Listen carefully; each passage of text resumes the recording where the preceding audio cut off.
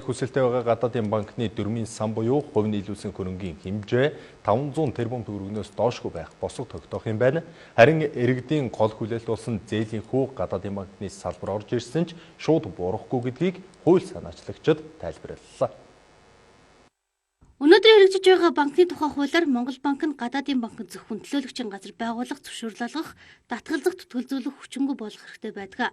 Энэ журмын дагуу өнөөдөр их хүртэл Монгол банкнаас аль биесны зөвшөөрөл авч төлөөлөгчийн газар байгуулж байсан гадаадын 5 банк байгаа юм байна. Харин шинээр батлагдах хөрөнгө оруулалтын банкны тухай хуулиар гадаадын банк орж ирсэн ч арилжааны банкуудын хийж чадахгүй байгаа зүйл дээр хөрөнгө оруулалтын үйл ажиллагаа явуулахар тусгасан тухай хууль санаачлагч гишүүдэнд хэлж байсан юм а.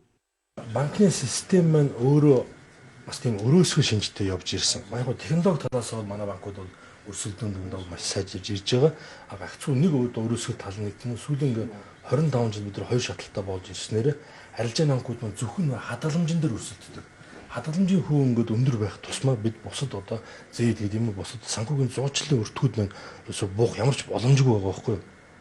Тэгэхээр энийг задлж өгж ерөөсөө энэ банкны систем төвлөрчөөд байгаа энэ мөнгөний урсгалыг одоо хөрөнгөний зах зээл, хөрөнгөний үнцаас нь хоёр дахь зах зээл рүү чиглүүлэх нь бас бодлогын хамгийн гол цөм байх учиртай юм л да. Тэгэхээр хөрөнгө оруулалтын банк гэдэг маань өөрөө тэр чиглэл рүү илүү одоо үйл ажиллагаагаа чиглүүлэх ийм учиртай. Гадаад банкны дөрмийн сан буюу хувь нийлүүлсэн хөрөнгийн доод хэмжээ нь 400-аас 500 тэрбум төгрөгөөс доошгүй байхаар заажээ. Энэ нь манай улсын дотоод банкнуудын тогтоосон дөрмийн сангаас 10 дахин их хэмжээний их үүсвэр гэсэн үг юм а. Энэ хуулийн төслийг дагаж ирэх баригчид бүгд найрамдагчид ард улсын төрийн банк, Bank of China-г оруулж ирэх нэ гэсэн шүүмжлэлт яригдаж эхэлсэн. Үүнд дараах тайлбарыг хийж байгаа юм а.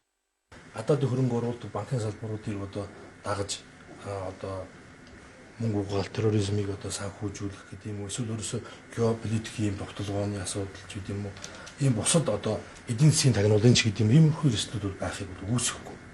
Гэхдээ бид энтэйгээ тэмцэхийн тулд үүнтэй тэмцдэг тэр олон улсын стандартад нийцсэн хууль эрх зүйн тогтолцоогоо сайжруулах, дотоодын хууль хүчний байгууллагуудыг одоо өшөө илүү сайжруулах, чанаржуулах гэх мэт ийм арга хэмжээнүүд авах хэрэгтэй.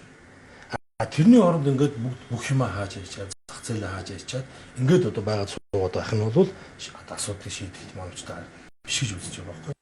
Хөрөнгө оруулалтын банкны тухай хуулийг баталснаар зөвхөн эрх зүйн орчин бий болно. Харин гадаадын банкудтай уулзаж хөрөнгө оруулалт татах ажлыг монголчууд өөрсдөө их боломж нээгдэнэ гэдгийг хэлж байлаа. Нөгөө талаар гадаадын банк орж ирснээр арилжааны банкуудын зээлийн хүү шууд буурна гэдэг хүлээлт байгаа ч боломжгүй гэдгийг хэлж байна. Гэхдээ ирээдүйд зээлийн хүүг буруулах эхний алхам гэж үзэж болно гэдгийг гишүүн Чавхлан онцолж байсан юм а. Монголчууд хамгийн анх цагаан хахал буюу хар тамхи